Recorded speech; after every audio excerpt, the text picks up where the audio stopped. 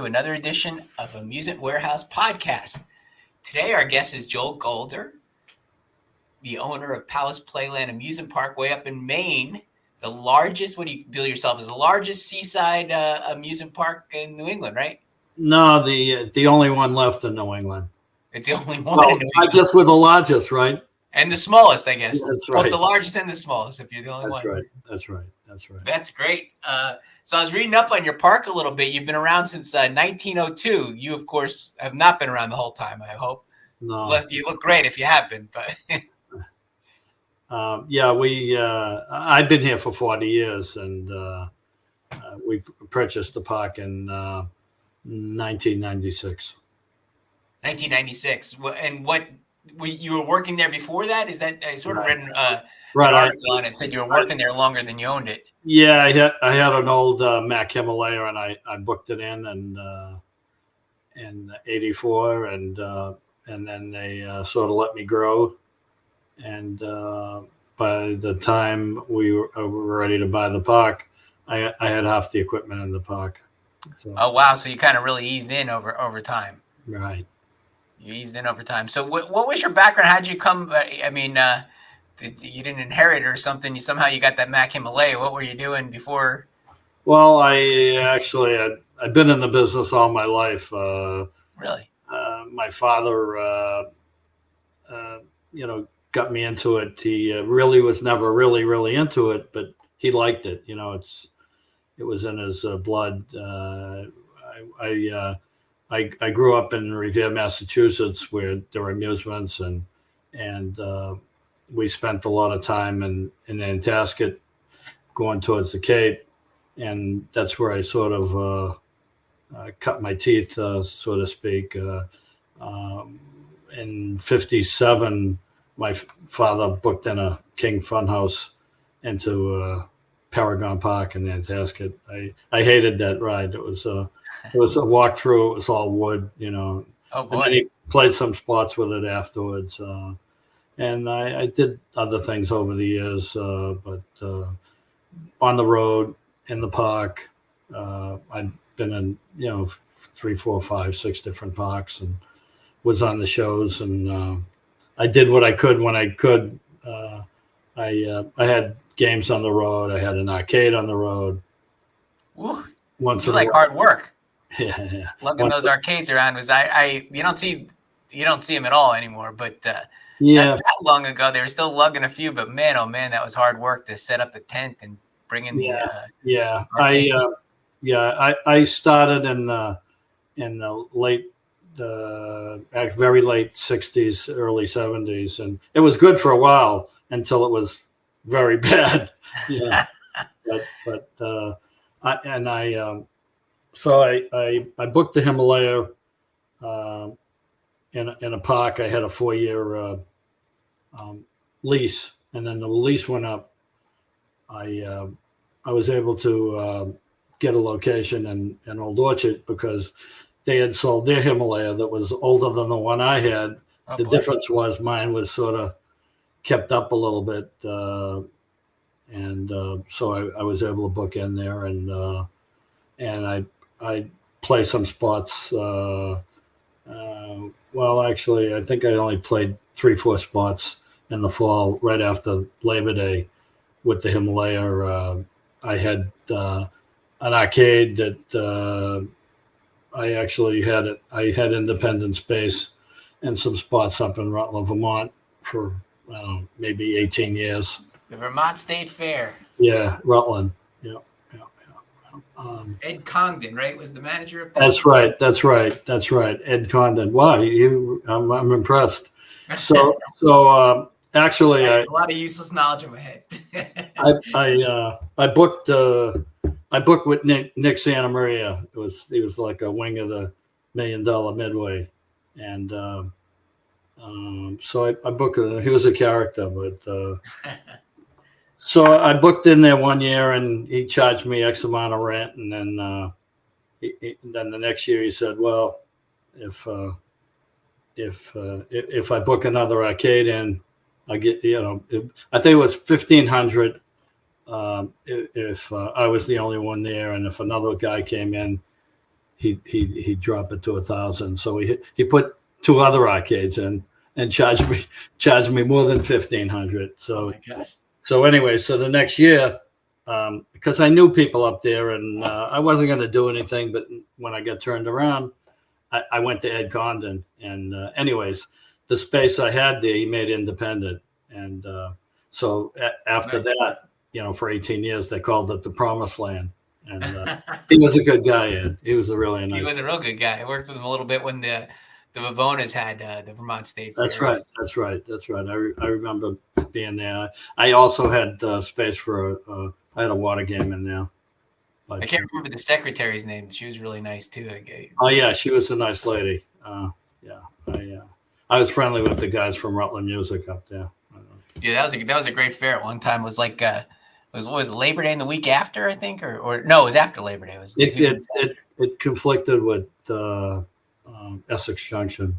It used to be. They used to come in late, and sometimes from Essex, they'd let them come in a day or two late. There would be equipment would come in, but even when I was there, I had rides in Palace Playland, but when I bought the park, that was the end. I gave up Rutland, and I used to play Tunbridge too up there. That was some spot. I don't know if you recall ever being up there, but I was in Coney Island. I was in Wildwood, Salisbury. Oh, Wildwood, New Jersey. Yeah. I was on Nichols Pier. I had a couple rides there. I'm a Jersey boy. I was more of a seaside, Point Pleasant guy, but I'm familiar with Wildwood for sure. That's a lot of fun down the shore. So you had the sort of the same season business plan as a lot of seaside or beach places do. Or I don't know about California, but certainly on the East Coast, they play until about Labor Day, and then you maybe tear it down and play a couple of events or fairs or something going south. So did you play the Big E at all or ever? Yeah, actually, I did play the Big E. I had an electronic shooting gallery, and I played it with that, and I had a couple water games, and I played it before Conklin got it, and actually, when Conklin got it, Jim Coughing, I knew him from way back Conklin shows, and I saw him in the wintertime, and I asked him about, if I want to go in there, is there any chance I can get in there? And he said, I don't book the games, but the guy that does works for me, and but I never end up going. But I like I told you the other day, I enjoyed listening to Tommy, and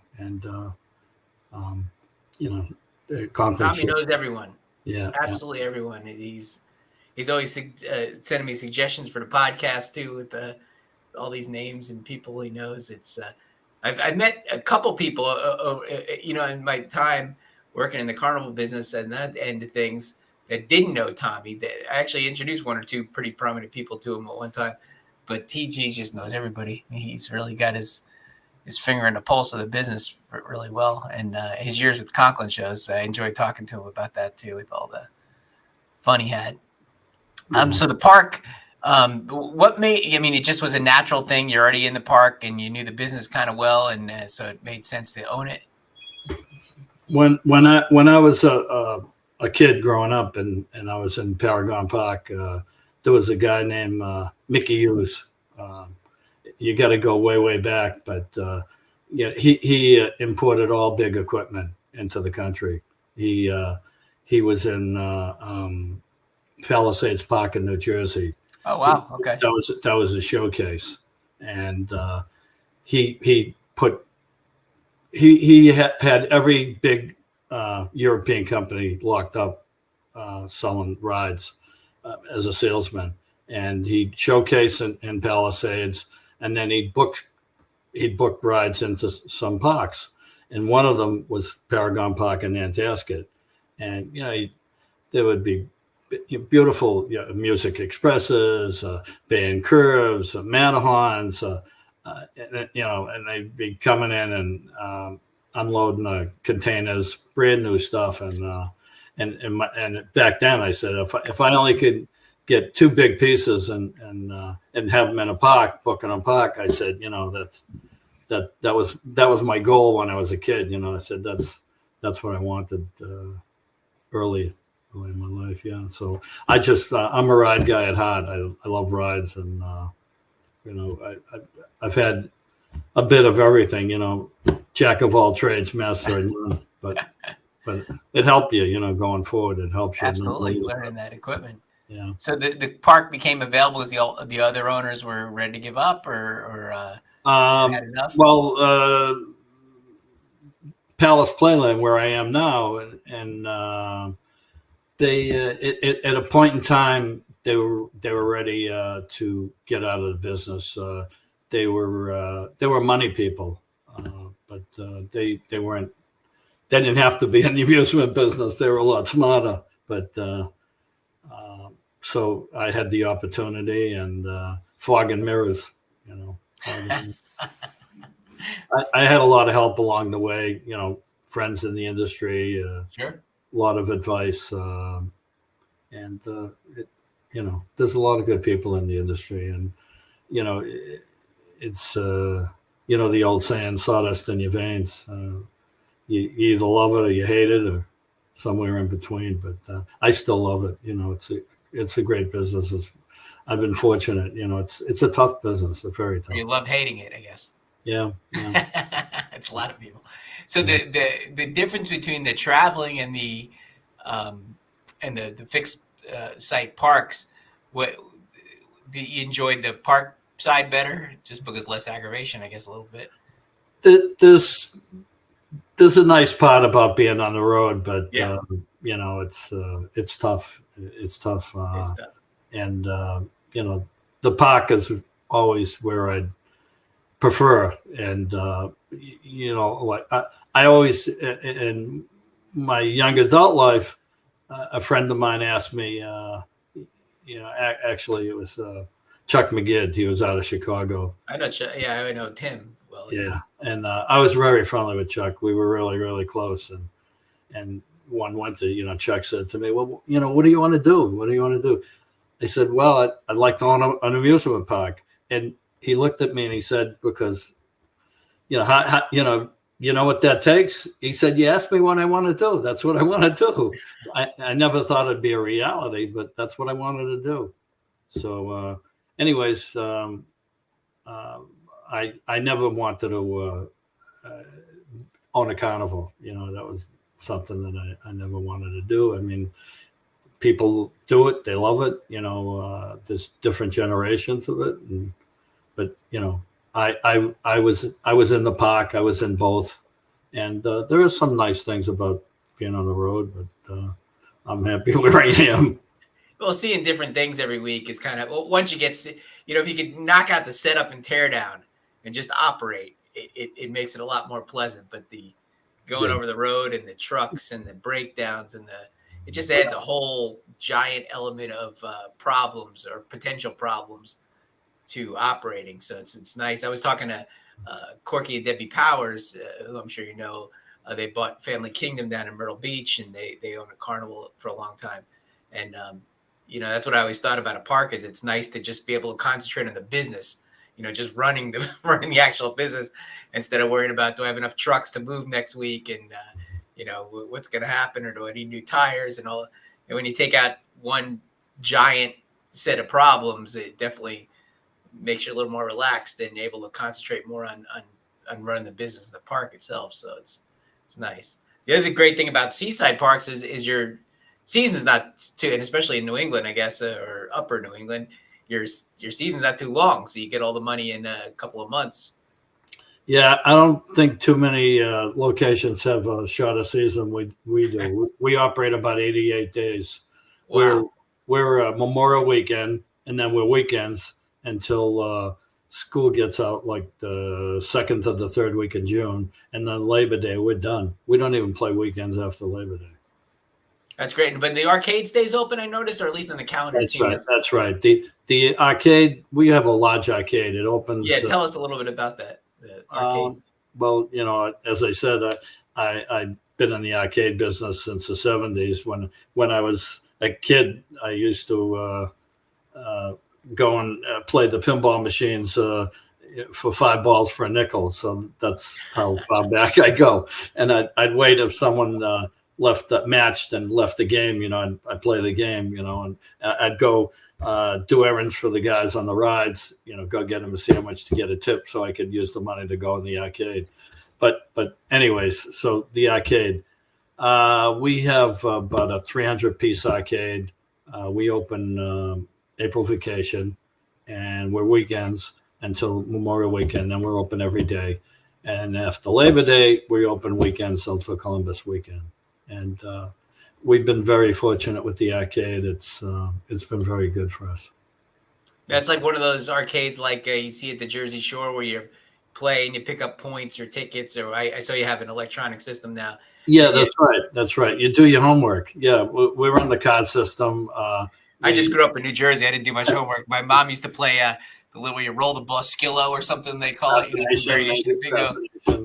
She'd get all the tickets, and I'd work some games and get some tickets, and we'd pick which prize we'd want to get by the end of the week with my sister or whatever, and then we'd work the whole vacation to try and get enough tickets to get a goofy lava lamp or something like that we wound up with. But we went to the card system. We went from quarters. Some arcade operators would stay with quarters, but less and less. Some of them would go with tokens.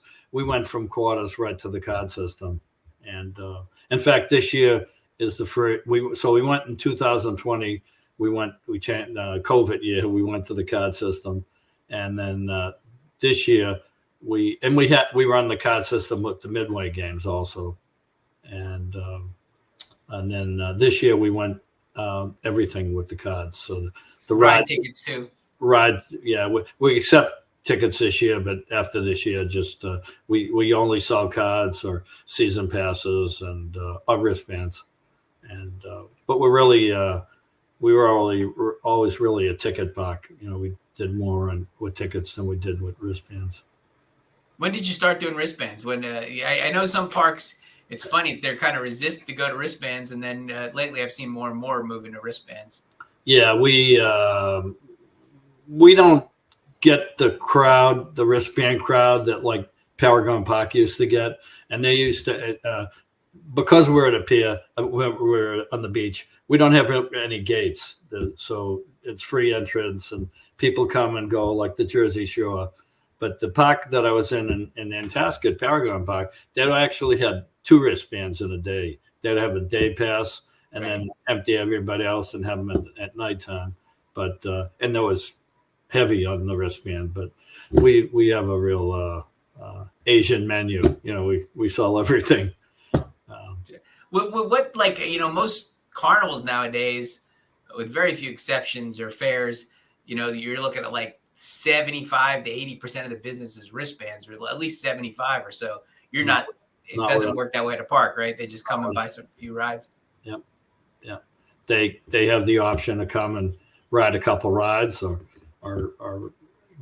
get more points on their card and use them for 2-3 days, as opposed to, spending it all on a wristband and you having to use them that day because they're only good for the day. Gotcha.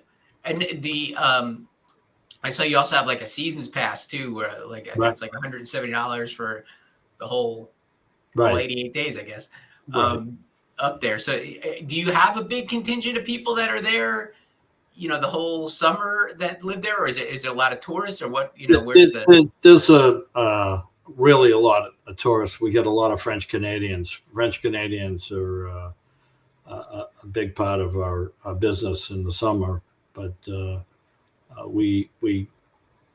people come from all of New England, New York, Connecticut, even across country.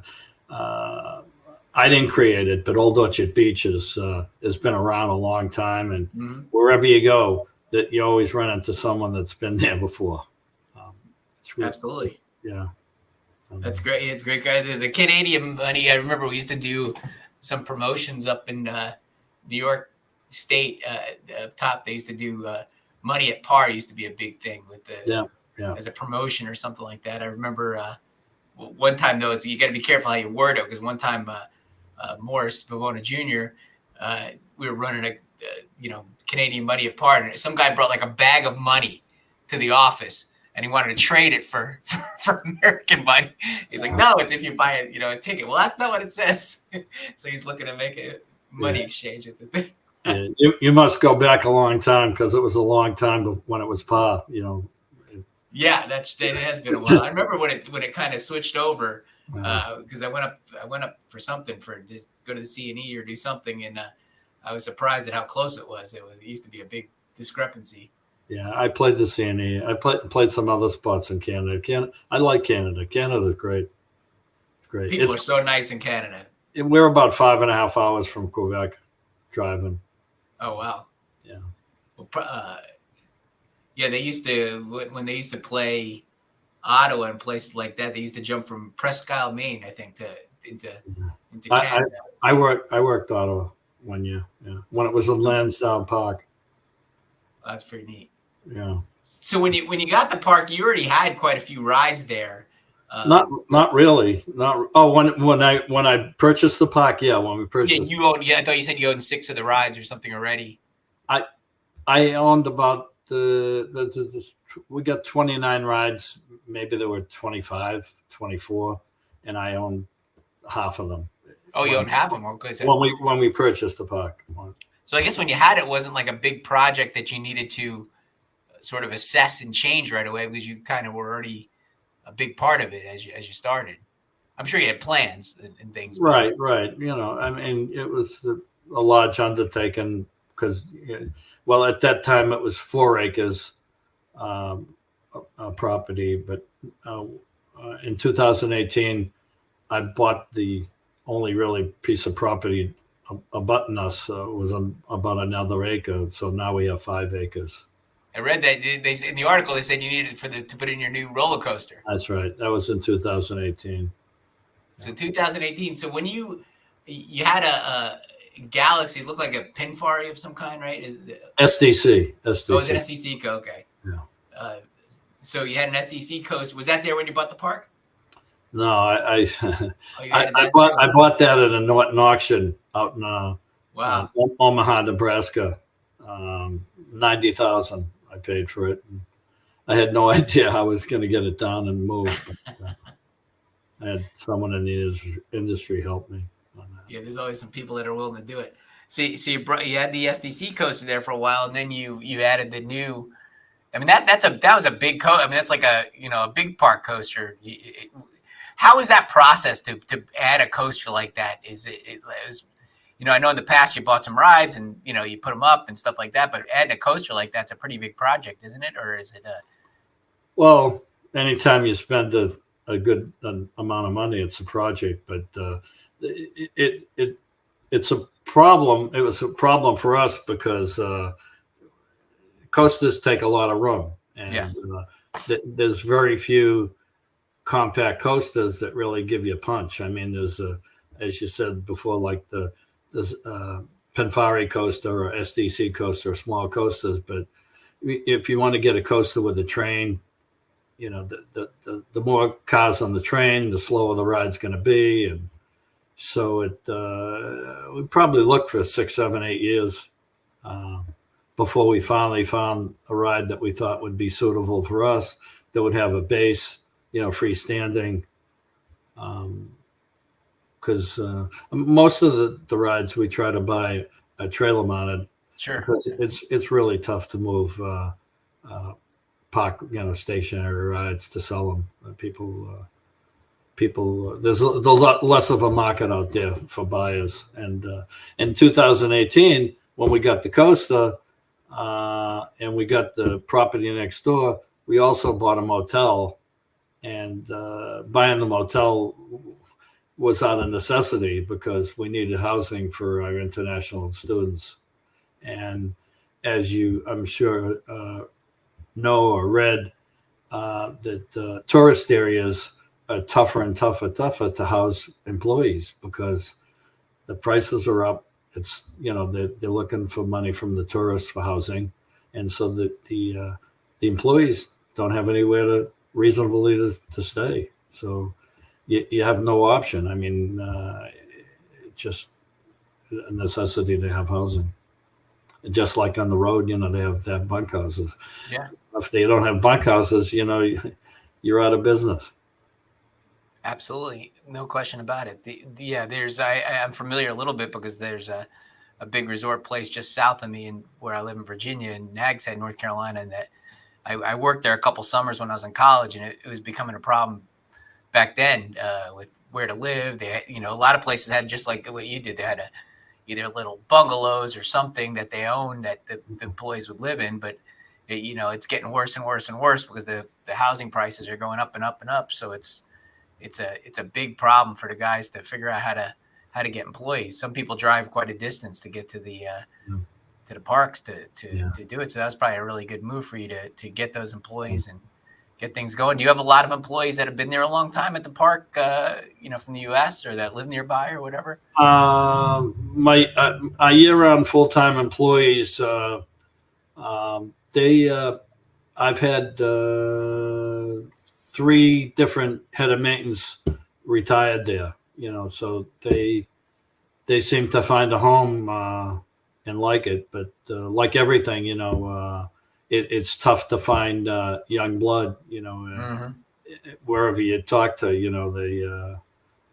the older maintenance guys are sort of a dying breed. But fortunately, there's some young guys out there, and we got a couple of young guys, actually like 3 young guys. We have our maintenance full time is we got about 10 guys, 12 guys year round full time with benefits. I mean, and the skill set has changed too, from being all mechanical to not being mechanical. You got to be really electronically minded or digitally minded. So a guy like that, even some of the old school guys that knew the mechanics real well would struggle sometimes trying to diagnose a PLC problem and braking, or something else that's more that's right. It's a little more advanced. So it's you got to find a different sort of breed of person with a different skill set nowadays. They got to kind of be bridge both places, right? I mean, it's not as easy. Yeah, everything you buy new, it has drives on it, and we have actually an electrician. He was there before me. He's been there longer than 40 years. Wow. And, he's worked in the mills. The mills are gone up here in Maine, but they used to have a lot of mills, and so they all had that type of European equipment, and so it was a natural for him. And he's been with us for a long time, and he's very capable. And, I'm sure even the electronics in the games have changed, quite a bit as you go. Mechanical pinball machine and turn digital. It's a whole different set of diagnosing skills and fixing skills than used to have. So you got to really figure out what to do. Yeah. Our arcade, they had an arcade technician. He's been there probably about over 20 years. Yeah. Wow. So, yeah. And then were they resistant to bringing in the card system, or was everybody for it? No. You have to change. If you have to keep going ahead. You can't stay. If you stay still, you're going to run behind. So you got to keep up with everything. My sons. I have a son and a daughter, and my son, he basically can run the park himself. He's been in it all his life, and he's not because he's my son, but he's very capable of doing what he's doing. And probably most importantly, he likes it, I guess, right? That's the most. Yeah, he likes it. He says he likes it because I'm with him.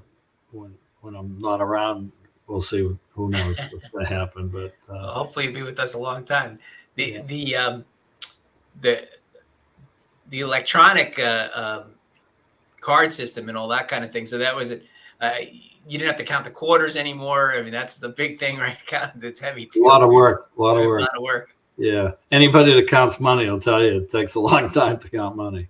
It does. It's changed with everything though, because even now with these electronic ticketing systems that they have, some parks have them. A lot of carnivals even have them. You can get rid of your ticket sellers pretty much. I mean, and settling at the end of the night, or squaring up at the end of the night is a dream now, because there's not a lot of cash to count anymore. You just look at the machine, or you look at your readout, and still a lot of checks and balances. Yeah. It still takes for us, because we got the midway games, we got the arcade, we got the rides, so there's a lot to do every day. But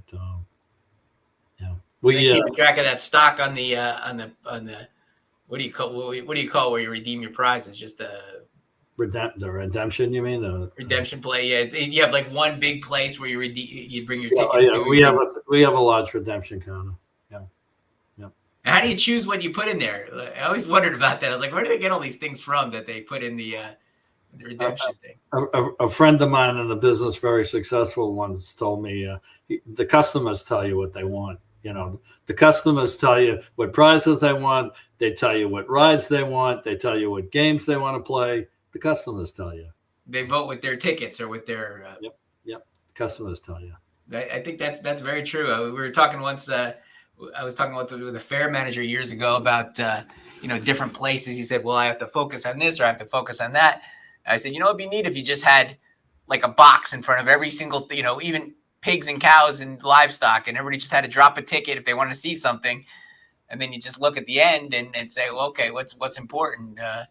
But from an economic standpoint, now a lot of fair people would argue that they're there because of the agriculture, so they need to have that, whether it's important or not. But from a business standpoint, purely, it's you're right. I mean, people vote every day, right? On your park, especially when you have tickets, what's popular, what's not popular right away when you count the tickets at the end of the night.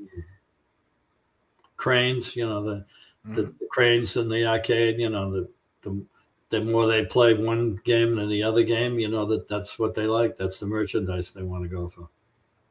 Introducing something new. When you introduced the coaster, did it was a huge impact? Did it go right? I mean, the most popular ride by a big factor. Was it a big good investment? Yeah. It was it was a very good investment. We actually before we bought it, they had one set up in Romania, and so we went to Romania and looked at it, and it was the right fit for us, and it's been great. It's really great. I've had a lot of compliments from people that know what they're talking about.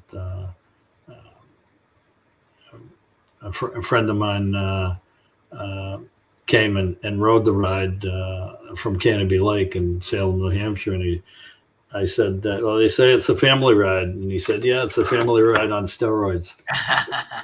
And who's the manufacturer of the coaster? I think I read it was Preston Barberi. They're from Preston Barberi. Yeah. And we bought another piece from them last year. It's the only one that's in North America. It's a techno jump, but techno jump, okay. It's it has longer arms, and it goes really high. It goes like 60 feet in the air. Wow. And it's really a nice attraction. How do you do? I do want to mention. I thought it was interesting because tradition's such a strong thing with parks like yours. People get sentimental about things that I was looking up when you bought the Sea Viper and were introducing it. There were more articles about saying goodbye to the galaxy than there were saying hello to the Sea Viper. It was really as interesting. I thought people were like almost crying over it. Like, go figure. But I've seen over the years. I mean, you could have the worst ride and get rid of it, and someone will say they miss it. They love it. It was their favorite ride. It's true. I was really struck by how many people were lamenting the it going away. I mean, they were optimistic about the new ride, but they're just like, I just love that ride. My daughter rode it, and this one rode it, and it was there were several articles all about that because I googled coaster Palace Playland, and there were more about what was leaving than what was coming. There's no question that announcing that you're putting a coaster in or another coaster in, there's nothing bigger than that. everybody wants to ride roller coasters. Yeah, that's a big thing with the park is to have, because I was reading, I don't know if I can remember it exactly, but years ago I was reading about one of the bigger parks or a conglomerate of parks where what an impact a new ride has on attendance at those big parks. So every time they introduced a new ride, they were expecting a bump in attendance, and I guess that's that's very true, and it bears itself out with what you just said with the coaster, bringing in something new. So I guess it's always a little bit of a challenge, even if you revamp something. I guess just announcing it and talking about it spurs a little interest to get the people that are kind of have been going by road every single year, and it sparks a little interest in something's new next year's. Yeah, we actually we put a new ride in this year. We put a new ride in last year, and we put a new ride in the year before. So wow, we don't always do that. We don't have to do that, but it's nice for your customer base, and they appreciate it by patronizing us. So that's what it's all about. And having mostly portable models that helps you a little bit if you do want to trade something out. I guess it's not so difficult with footing and things like that you don't have to do. So you could even, I guess you could even have a deal with the show. You could kind of trade rides back and forth or something if you really wanted to do something along those lines. Yeah, I did that years ago with the did you? Yeah, but it didn't work out that great that time. I was thinking somebody's going to complain that they didn't take care of it and you didn't take care. Even amongst carnivals on different units, they said, "Well, you gave me that thing in perfect condition. You gave it back to us, and it's garbage now." It's always a fight over those things. Same, no matter where you are. That's what happens. Now, I saw the park at one time had a PTC carousel until fairly recently. Yeah. Actually, that was in a trust, and when we purchased the park in '96, we had an opportunity to buy it, but it made more sense to let the trust take it, and it eventually went to the Rock and Roll Hall of Fame in Cleveland. Oh wow! Yeah, still had wood horses and everything. Yeah. Wow, how many horses? I think it was 54 in two chariots. So is it 3 abreast or so most of the way? 4 abreast. 4 abreast. Oh yeah. 4. Okay, I'm sorry. Yep, absolutely. 4 would be 60, and I guess you had some chariots and things like that. Yeah, there were a few horses missing. Somehow, when they got it, there were a couple, 2, 3, but that was way before my time. Although I was in the park in 1971. I booked a game in Palace Playland, and before I was there permanent. Yeah. That's a neat. Was there a lot of controversy, or not controversy? There was a lot of people sad when it left.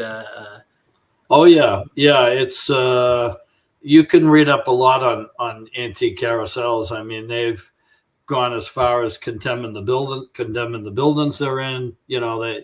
They've gone to a lot of measures. Any negative press wasn't on us because we didn't own it. It was owned by a trust. And now you've added it. The park wasn't owned by a trust, but the carousel was. The carousel was. Yeah. How did that come about? That must be an interesting story. Like where you get the. I really don't know how it happened. I just I never questioned it. It was maybe because the owner that had it before the one that we purchased it from, when he sold the park, he wanted to keep that for his own reasons. He didn't want to let it go, but he leased it to the park. But it was a relative, so they leased it to the relative as long as the relative owned the park. But once the relative sold the park to us, then they wanted to take the piece out. And you replace it with the Chance carousel? Yeah. We put a 3 abreast chance, and with the menagerie animals. And to this day, people come and say, "Boy, that's a beautiful antique carousel." They do look nice. They do look Yeah. and that was kind of right in the height of like, I guess they still are, but people were really going crazy over those wood horses and all that stuff. Well, yeah, crazy. We do have 2 antique band organs, though. We got an artisan and a Wurlitzer. Oh, great! And they play during the park year open? Yeah. We try to keep them running. Yeah. Well, that's pretty neat. And that's another dying breed. There's a lot less and less people that can repair them. That's definitely true. I know a couple. I knew a fair guy down in North Carolina. He passed away, but he had 1 or 2. He used to set up at the fair and just sit. He put seats in front of it, and most of the time you could find him just listen to the key. Loved just listening to it. I know Jimmy Drew's got one. Oh yeah, he's got more than one, Jimmy. Yeah, or several. Yeah, he loves those. Surprised Corky Powers doesn't. I wonder if he has one. I don't know. And in Myrtle Beach at that grandstand, they had a beautiful band organ there, and they had benches in front of it, and people would sit there and sit and watch it. Oh yeah.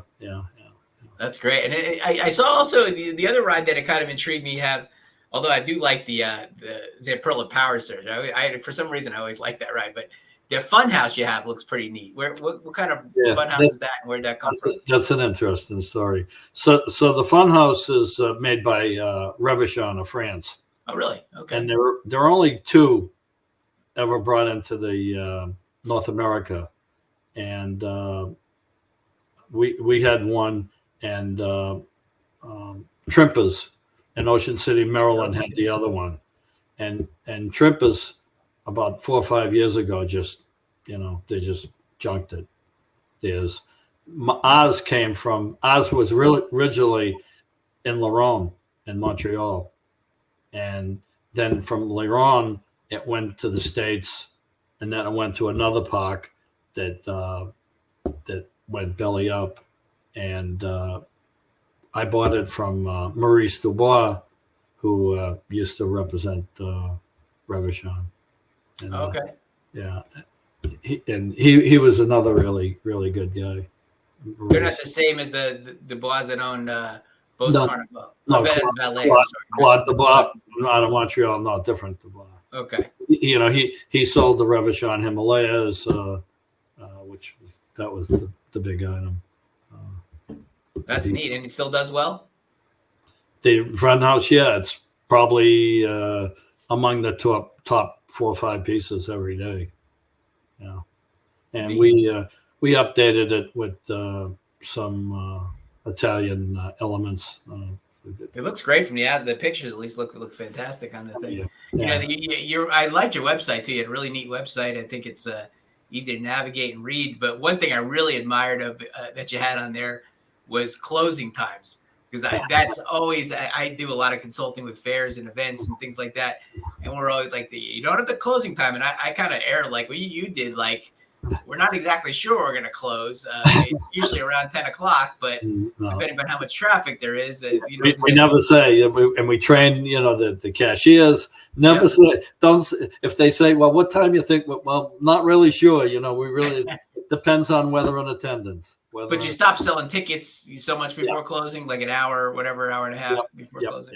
Yeah. So I think that's fair. It's just, I don't know, some people just get obsessed with what time they're going to close, like you got to put it up there. And you're like, well, things change. I mean, when I close a little earlier, I might want to stay open a little longer. So instead of saying that, but I saw that, I said, that's great. It's finally somebody. If you're in the carnival business, you don't turn money away. Yeah. Money away.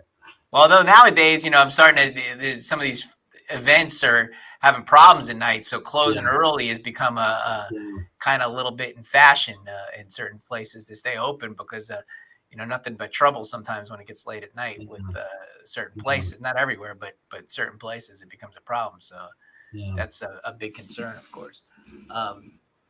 That's neat. And, the one thing that I didn't see a lot about was food. Do you have food on the park? Or? So all the food that we have is we book the food in. We have tenants for the food. Okay. And we have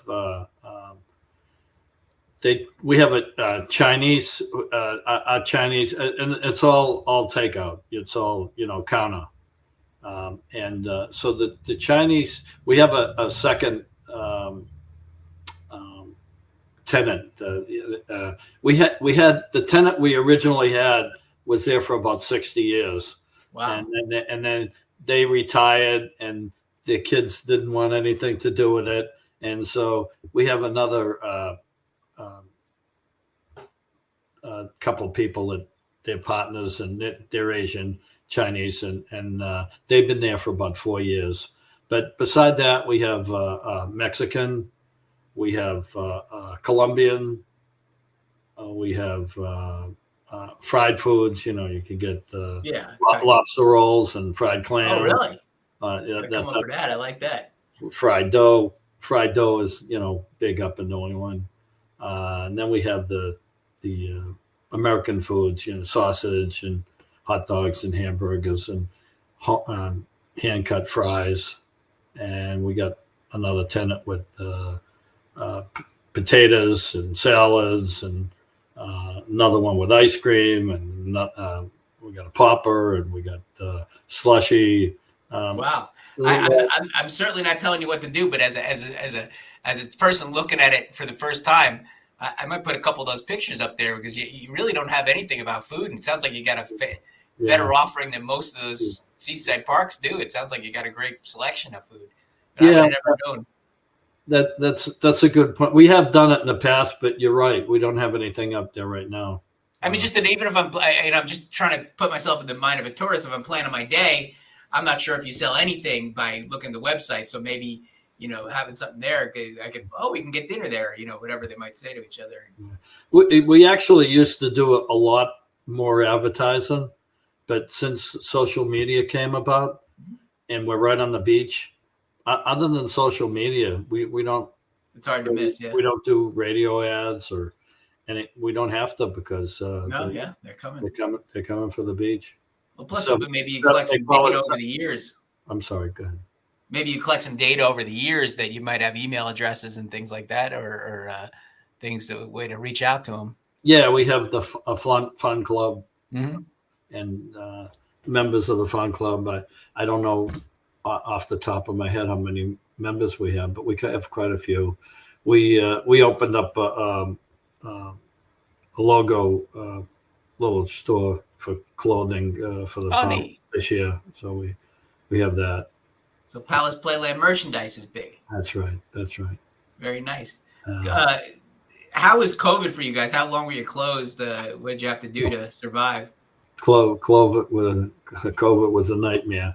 Well, we had a Democratic governor in 2020, and so they really didn't want anything opening up.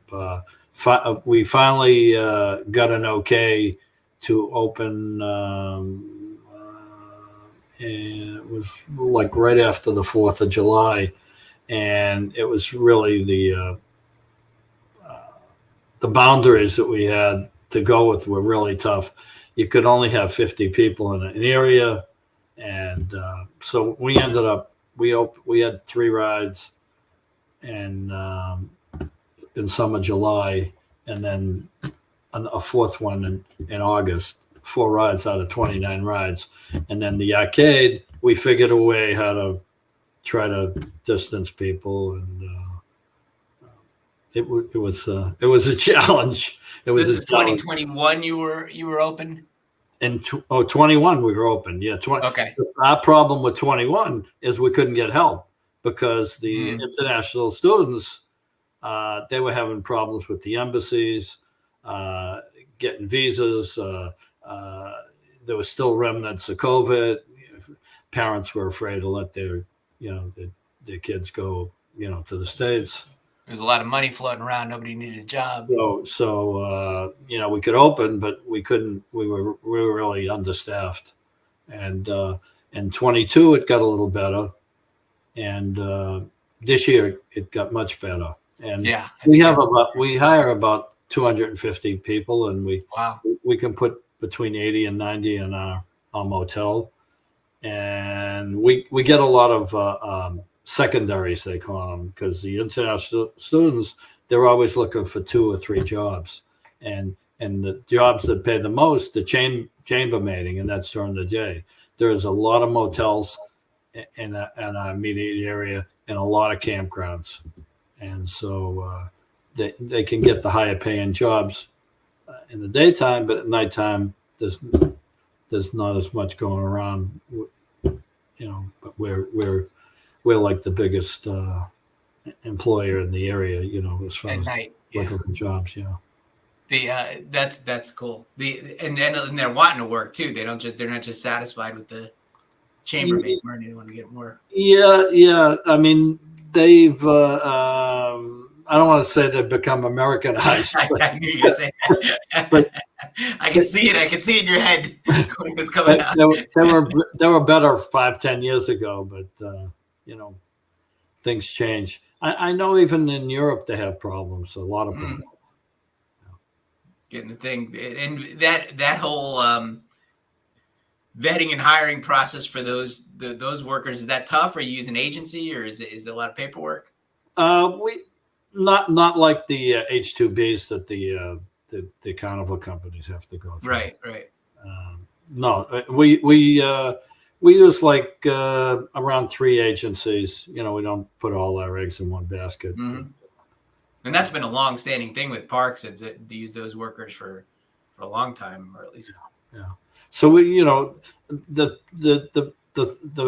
thing with J1 students, international J1s, is they have a shorter time that they can come over here. So a lot of the students have to go back before Labor Day. So we try to, get the students that can come back, that can stay till after Labor Day. Some of the Asian countries, they have to leave early. They have to leave in August. And they're very good workers. That's great. Yeah. And then post-COVID, 21, 22, especially 22, 23, they've been good seasons. Yeah. Do you see any kind of softening going on lately, or is it been pretty steady? With business? Yeah, in business in general. We're holding our own. We're doing okay. We haven't really noticed it. I mean, last year, I don't know. Maybe we're flat from the year before. Okay. But this year, we're up. But when you only operate 88 days, you don't know how you stand. You don't know what the bottom line is until the end. Yeah, and people also are on. I was thinking, the people on vacation are a little freer than they are day to day, like say at a county fair or something like that, where they're coming from local without, on a special occasion you're spending more, you saved up, you did whatever. But at some of the fairs, I've seen a little bit of price sensitivity. It hasn't really totally spiked downward or anything, but you can feel it a little bit. Like they're a little more hesitant on certain things. They're a little more price sensitive, going for the specials a little bit more. Advanced sales coming in late on certain ways. But I was curious how the park. It seems like most of the parks now, not the seaside ones, but the other types of park are really dependent upon these season passes and promoting people coming multiple days and coming all the time. So it's they keep thinking of new novel ways to get people to come, running incentives. If you come so many times, you get $50 towards whatever. For Busch Gardens by me, I think they have like free beer or something like that. And if you come at a certain time or certain days, I know there's a lot of incentives because a couple of my kids have been going really often. I mean, even when they drive by, they stop in so they can get a credit to stop at the park. But that seems to be a big part of the business. But your part of the business is a little different in that you're getting tourists and you're getting people that are coming week after week. So it's interesting. Yeah. How much has the business changed for you since you've owned it? What things have changed the most, and what do you see for the future? Well, we every year we get less Americans to work. To work. Okay. And if the J1 program went away, we would have a very difficult time and staying in business the way we are now. We'd have to be less labor intensive, and that we'd have to change our whole makeup of what we are and what we do. Cut rides down, we'd have to cut a lot of corners to eliminate employees. Figure that out. Yeah. Did you save a lot with the cards on? Are you using kiosks to buy those things now? Are there less sellers that are needed, or is it pretty much the same? We still have a lot of ticket sellers. I think where it saved us, you have spot on. You know what you're doing. You can go on the computer, you can check the program, and you can, there's a lot of advantages of that. It tells you, when you're doing business, when you're really not selling cards. You're staying open too late. You're opening too early. It gives you a lot of really valuable information that way. Customer service wise too, people I wasn't tall enough to ride this, and you say, "Wait, you want on 5 rides?" You still have that. They still want to know. But you can check. There's some data behind it. You can give. You don't just have to sort of figure out if a person's telling the truth. You could actually look it up and see what they actually wrote or didn't do or did do. Makes it a little easier. I know at fairs it certainly does with certain things. Any other big changes that you see, or is the future bright, or is the future can be rocky? Besides the labor part, people are willing to come, and it's still a great American tradition to go to an amusement park. Yeah, I don't think that's going to go away. I think security is a big issue going forward. And I don't know. Nobody knows what's going to happen with that. The government really has to clamp down a little bit on some of the issues that happen in the street, and the district attorneys, they have to be more active in trying to prosecute these kids and that habitual have problems and have records, and until that's done, I don't think it's going to get better. You've even seen that up in Maine, huh?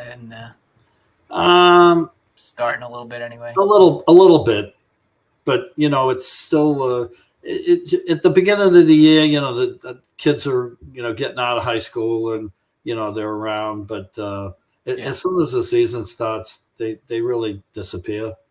But I mean, it's not only where I am; it's just it's going to come everywhere. If it hasn't already. I mean, it's like you mentioned before. With closing early. We haven't come across that yet, but that doesn't mean it couldn't come. I mean, everywhere you go, they have security to get in somewhere. Yeah, I tend to feel like if there's if it's like all kids at some point at night or something like that, when there's like families around and grandma and grandpa, I think they're a little less likely to act up just because it's not a great atmosphere. But when it's just, young boys, young girls showing off and doing stuff like that, that seems like where it really gets a little rough, because it's, just showing off or doing whatever, and not a lot of respect for authority in some cases, and it becomes a problem. Definitely becomes a problem. Yeah. But hopefully those things will get addressed and move forward. So this season's been going so good so far, and we were down in May because we lost a day. We only had like a weekend in May. June we were up. July we're up, and August typically is a better month for us than July. Good month for you. Yeah. Even though start after Labor Day in Maine. You can roll up the sidewalks. But the kids wait until after Labor Day to start school is what I'm asking. I think they do stop right after this year. But the South, they're starting now in August and places like that, so it cuts in. But anyway, Joel, I appreciate your time. It's been fascinating learning about the park and all the things you're doing. I wish you the best of luck with the rest of the season and everything else you're doing.